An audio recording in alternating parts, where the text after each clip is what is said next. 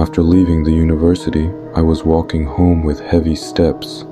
The sky was covered with a dark cloud layer, and the wind was ripping the leaves from their places and blowing them away.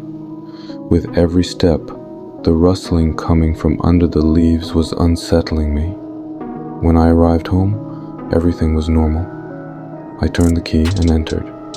However, something was off. My roommate Melis's shoes were not in front of the door. Yet, she was supposed to come home today. A discomfort, an anxiety arose within me. I turned on the lights in the house and went to my room. Everything was in its place, but this unrest inside me was not leaving me alone. I walked towards Melis's room, knocked on her door. No sound. I slowly opened the door. Her room was empty, and her bed was neat. I took out my phone and called Melis. The phone rang for a long time, and then went to voicemail. I thought about leaving a message, but then decided against it. After snacking on something in the kitchen, I returned to my room. I opened my computer and started to glance at my lecture notes. However, my mind wandered, thinking about why Melis hadn't come.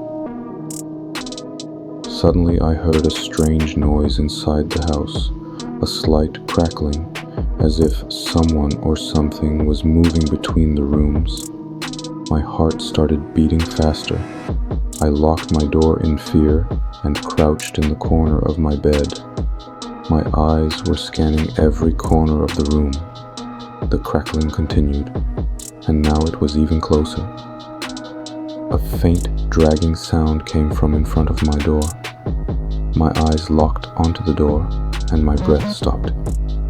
The door handle slowly went down, and the door opened with a terrifying creak. At that moment, a voice inside me said, "Run!" However, I could not move. A dark shadow that entered through the door filled my room. My eyes were fixed on the shadow, and I was frozen in fear. The shadow slowly approached me, and at that moment the fear inside me gave way to a scream. My scream echoed through the empty rooms. My eyes met with the dark entity that appeared before me. The entity was indistinct and shapeless, but it emitted an aura that deepened the fear within me. I was still motionless, my eyes only watching the dark entity with fear. It slowly approached me. With each step, the air in the room grew colder, and a shiver ran down my spine. And then, something unexpected happened. The entity leaned towards me and whispered in my ear with a trembling voice, "Why didn't you help?" The voice sounded familiar, but I couldn't figure out from where. Suddenly, my eyes filled with tears, and at that moment, I realized that the terrifying entity was Melis. As the tears streamed down my cheeks, Melis's shadow slowly disappeared. A terrifying silence dominated the room. My heart was still pounding fast. I slowly stood up and stepped into the dark corridor. Everything looked normal, but something was very wrong. I entered Melis's room and looked inside. Everything was as it was. However, there was an open notebook on her desk. I approached and examined the notebook. Written in Melis's handwriting were dates and times, and each date and time corresponded to when I was out. On the last page, today's date and the phrase, "I will be alone in the end," were written. My eyes were fixed on this terrifying note. Suddenly I felt a slight breeze behind me. When I turned around, I was confronted with Melis's pale and sad face. There was pain and disappointment in her eyes. "Why?" she whispered. "Why didn't you hear me?" And at that moment, everything fell into place. Melis had asked for help, but I hadn't heard her. And now, I was face to face with this terrifying truth. After reading Melis's notebook, I slowly rose from my seat.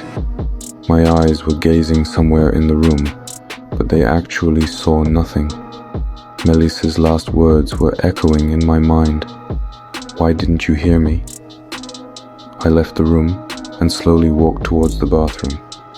When I opened the door, I froze at the sight before me. Melis was there.